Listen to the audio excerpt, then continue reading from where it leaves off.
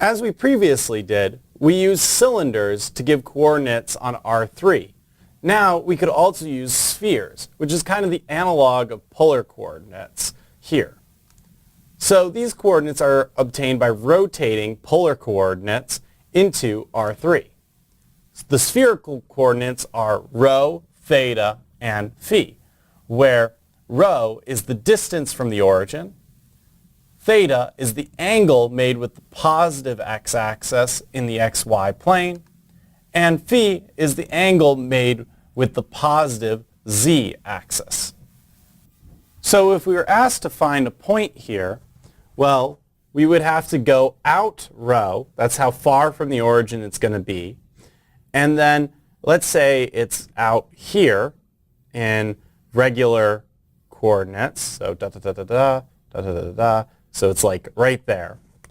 Our rho would be the distance to the point, like that. Now, if you kind of project down, you think of it on the xy plane, then this angle here is going to be our theta, and then our phi is going to be what? The angle made with the positive z. So if you kind of think of it like this, it's going to be this angle right here. And that's going to be our phi. So hopefully that gives a little visualization. So what does this mean? That means rho is always going to be greater than or equal to 0 because it's the distance from the origin. We have theta can be between 0 and 2 pi because you can go 2 pi around. But phi is only between 0 and pi because you can only go this far, because otherwise if you went any further you could just rotate theta to get to that same point anyway. So hopefully that gives a little bit of visualization for this. So the relationship to Cartesian coordinates is just x is equal to rho cosine of theta sine of phi, y is equal to rho sine of theta sine of phi, and z is rho cosine of theta. And we also have that rho squared equals x squared plus y squared plus z squared. Again, this is why I consider it the analog of polar coordinates in 3 dimensions. So what if we were asked to write the point with spherical coordinates 3 pi over 2, 3 pi over 4 in Cartesian coordinates?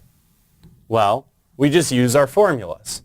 And it would be easier and a good exercise to graph this point and be able to visualize it.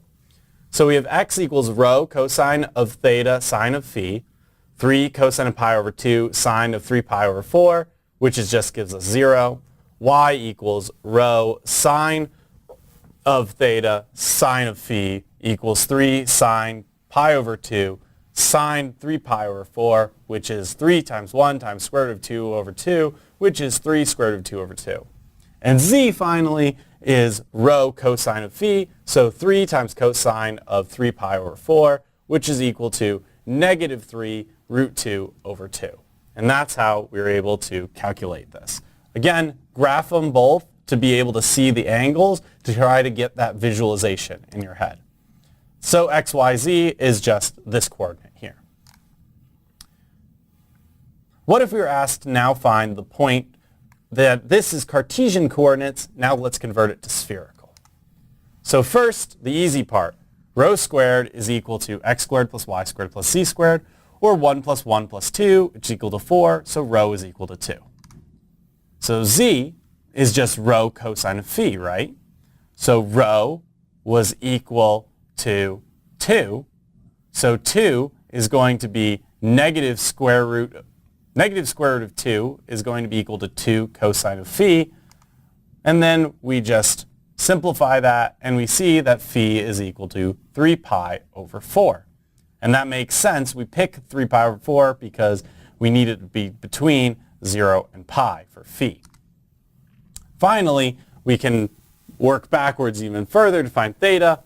We have y equals rho sine of theta sine of phi. So 1 has to equal to 2 sine of theta sine of what we found, 3 pi over 4, which is equal to square root of 2 sine of theta. So sine of theta is equal to square root of 2 over 2. So theta could equal pi over 4 or 3 pi over 4. We need to figure out which one it's going to be. This is why it's important to graph it and figure out what's going on.